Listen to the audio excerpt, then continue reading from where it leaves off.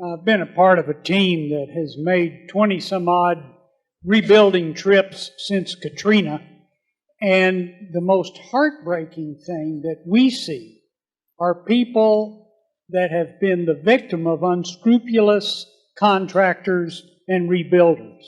I'd like to know if in any of your communities you found a way to try to help regulate and curtail that kind of ripoff to the people who are the most vulnerable. I would love to answer that. Yes. In Cedar Rapids, we were fortunate enough 9 days before the flood to have hired a brand new police chief from Ocala, Florida. And being in the Midwest, we ended up with a police chief who had all this hurricane experience, right? And having not had repeated disasters like some communities, especially with flooding, had, it was so new to us. This new police chief was a godsend to us in being able to have disaster recovery experience beyond what other people in our city administration had. It was through him, and then also our planners. One of the things that our planning department did immediately after the flood was just because they couldn't do much in the response arena. We shipped them out because our city hall flooded to a remote location, and they started calling cities. What have you found to be problems with your lessons learned, all those things. And what kept popping up was unscrupulous contractors. And so before hours, days after the crest of the flood, we started a contractor certification program. And you have to do it really fast. That's what we learned. And we required warrant checks, so a background check for police warrants. We had it set up. We had also the pleasure of having a dead mall in our community at the time, which we took over.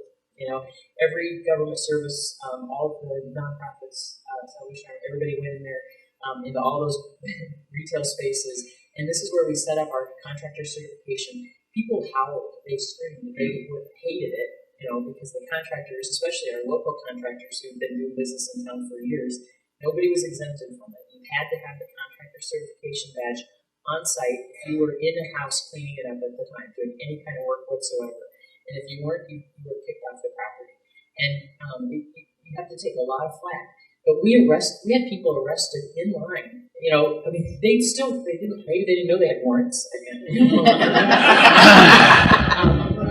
One of our young planners got in an altercation, with us as a contractor who was trying to get certified.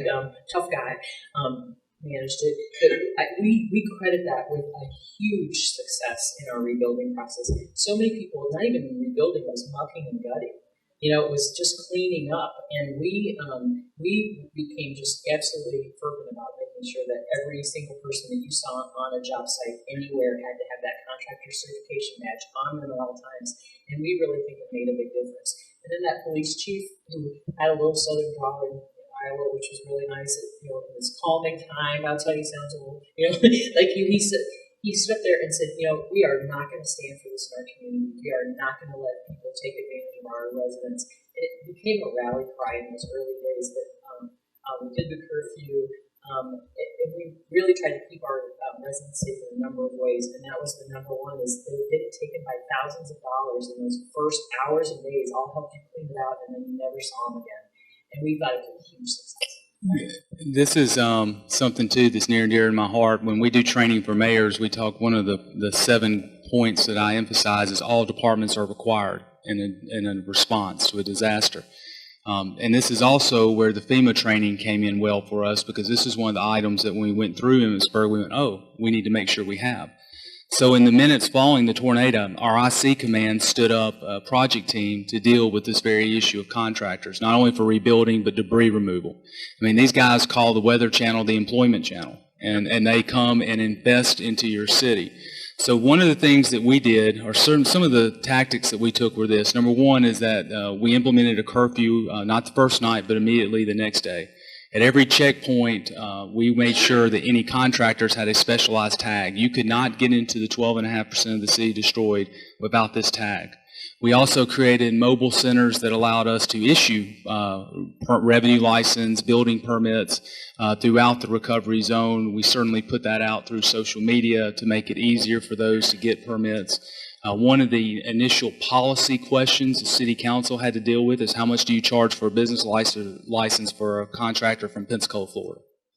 Because you have nothing, no prior year data to base it off of. So again, one of those policy questions that you have to answer pretty quickly during the course of the process. But you need, as part of your incident command structure, to have some of those things ready to go in a project team that's ready. In fact, that's something you can do today.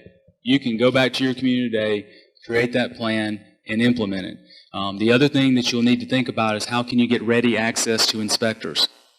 Because the inspection requirements are going to be overwhelming, especially if you've got thousands of homes to deal with. Do you have a pool of retired inspectors? Can you, with your mutual aid agreements, are those specified from other communities? What are those standards? Very, very important, because during the course, as they all know up here, I'm preaching to the choir, you quickly move from those life and death search and rescue questions to those very things about I'm being ripped off by a contractor who said he gave me I put $500 down and he was going to come back tomorrow and repair my roof, and he didn't do it. The last thing I'll say, data integration. Your revenue department, your planning department, your IT department, all of that information needs to be data integrated into a GIS model that you can go in, pull up that site, and have all the information about it. Again, that's something that you can do today to make sure all those different programs and data links are integrated, so during a course of disaster, that information is readily available and it can be made mobile out into the field. Yeah, go ahead. I would just add, even after you put all those processes in place, if you still get those contractors that slip through the cracks and don't bother to check into the system, your state attorney general's office is going to be your best friend on that, because they've got the long arm of the law, and they've got time to be able to prosecute those cases that come through your way. I know our state attorney general's office has been fantastic to work with on that front. After our disaster, the state, I think, sent down at least one representative from most of the major state departments. They actually were housed in Joplin. So anytime we got a call from a resident or somebody say, hey, I've been screwed over by a contractor, go down to 7th in Illinois, the state attorney general's office representative is right there. He'll take down all of your information. You can get moving pretty quickly on there. So getting back to that relationships point, build that relationship with your state attorney general's office, and they'll be helpful.